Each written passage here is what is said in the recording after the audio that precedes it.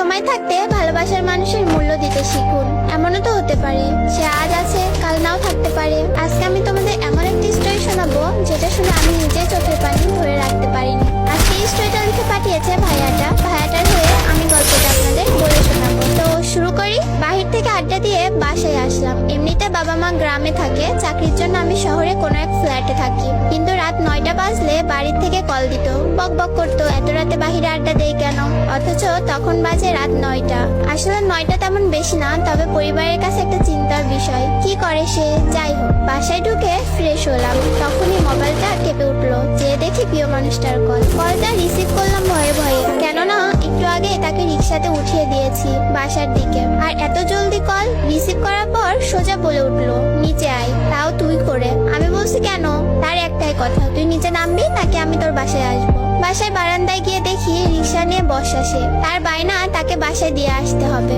বললাম, তুমি আগে কেন বলনি? তার এক কথা, নিচে নামবি না বাসায় ঢুকবো। বাসা থেকে বের হওয়াটা সহজ নয়, কেননা বাড়িওয়ালা করার নির্দেশ রাত 11টার পর বাহিরে থাকতে পারবো না, আর থাকলেও গেট লক হয়ে যাবে, ঢুকতে পারবো না। যাই হোক, রাত বাজে 9টা, হাতে এখনো আরো 2 ঘন্টার সময়। বের হয়ে রিক্সায় উঠে তাকে তার বাসায় নামিয়ে দেয়, আর সে ততক্ষণ আমার কাঁধে মাথা রেখে তার স্বপ্নের কথা বলে যাচ্ছে। দেখতে দেখতে তার বাসার সামনে চলে আসলাম। পরের দিন কল, আজকে কি ঘুরতে বের হবা? আমি বললাম আজ অফিস আছে, তারপরের দিন যাব। সে বললো আচ্ছা ঠিক আছে। অফিস থেকে বাসায় ফিরলাম রাত 9টা বাজে। সারাদিন প্রিয় মানুষটার সাথে কথা বলতে পারিনি। ওর কথা ভাবতেই ওর ফোন আসলো। ফোন রিসিভ করলাম আর সে বলল, বাবু নিচে আসো, একটা সারপ্রাইজ আছে। আমি নিচে গিয়ে দেখি প্রিয় মানুষটা দাঁড়িয়ে আছে। উঁকি মেরে দেখছিলাম ওর হাতে কিছু আছে কিনা, কিন্তু কই, কিছুই তো দেখলাম না। ভাবলাম পাগলিটা চুমু খাবার জন্য এসেছে, তাই ওকে চুমু খাবার জন্য ওর দিকে এগিয়ে যাচ্ছিলাম। কিন্তু আমাকে ধাক্কা দিয়ে পিছিয়ে গেল আর বলল, এখন চুমু খেতে হবে না, রাতে অনেক খেতে পারবা। আমি বললাম, রাতে অনেক খেতে পারবো মানে? সে বলল, বান্ধবীর বাসায় থাকার কথা বলে এসেছে, আজ তোমার সাথে থাকবো। আজ তোমার সাথে থাকবো, তোমার বুকে মাথা রেখে ঘুমাবো। আমি একটু রেগে বললাম, উফ, কেউ দেখে ফেলার আগে যাও তো।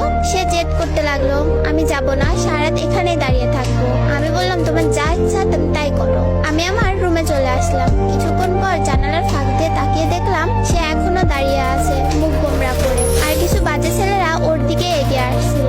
আমি নিচে গিয়ে ওর হাত ধরে টেনে নিজের রুমে নিয়ে আসলাম। এখন কি করি? বাড়িওয়ালা যদি জানতে পারে আমাকে সোজা বের করে দিবে, তাই ওকে লুকিয়ে রাখলাম। দুজন একসাথে ডিনার করে শুয়ে পড়লাম। পরের দিন ঘুম থেকে উঠে দেখি পাগলিটা আমার বুকে মাথা রেখে ঘুমিয়ে আছে। অনেক মিষ্টি দেখতে আর মায়াবী মুখ, কি আরামেই না ঘুমিয়ে আছে।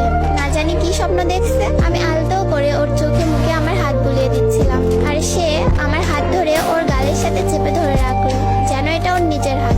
আমি হাত সরিয়ে নিতে চাইলাম, কিন্তু সে আরো শক্ত করে ধরে আছে, ছাড়ছেই না।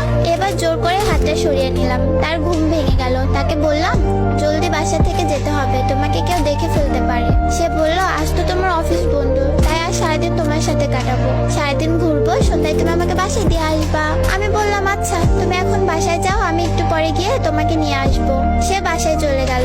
আমার কাছে কোনো টাকা নেই, এখন কি করি? তাকে নিয়ে সারাদিন ঘুরবো, যদি কিছু আবদার করে না দিয়ে তো পারবো না। আমি আমার বন্ধুর কাছ থেকে 1000 টাকা ধার করলাম। ওর বাসার সামনে গিয়ে ওকে ফোন করলাম। আজ একটু অন্যরকম করে সেজেছে সে, এর আগে কখনো এভাবে সাজেনি, তাই কিছুক্ষণ হা করে তাকিয়েছিলাম ওর দিকে। সে বলল, কি দেখছো অমন করে? আমি বললাম, আজ তোমাকে অনেক সুন্দর লাগছে, চোখ সরাতে পারছি না। সে মিষ্টি একটা হাসি দিয়েই বলল, দেখতে হবে না, বউটা কার? আমাকে ছাড়া সে কিছুই বোঝে না। আমি সাথে থাকলে জানো ওর আর কিচ্ছু যায় না। সে আর আমি আজ অনেক জায়গায় ঘুরলাম, আর সে আজ মন খুলে সব বলতে লাগলো আমায়, যেন আজই আমাদের শেষ দেখা। ঘুরতে ঘুরতে বিকেল গড়িয়ে এলো। সে বলল, এবার আমাকে পার্কে নিয়ে চলো। বিকেলবেলা ওকে নিয়ে পার্কে গেলাম। পার্কে সবাই জিএফকে দামি গিফট দিচ্ছে, কেউ কেউ দামি গাড়ি নিয়েও ঘুরতে এসেছে। এসব দেখে ভাবতে লাগলাম, পাগলিটা না জানি আবার কি আবদার করে বসে। কিন্তু সে দামি গিফট চাইলো না, আমাকে বলল 10 টাকার বাদাম কিনে এনে দাও, দুজনে মিলে বাদাম খাবো আর গল্প করবো। সে আমার কাছে তেমন কিছুই আবদার করতো না,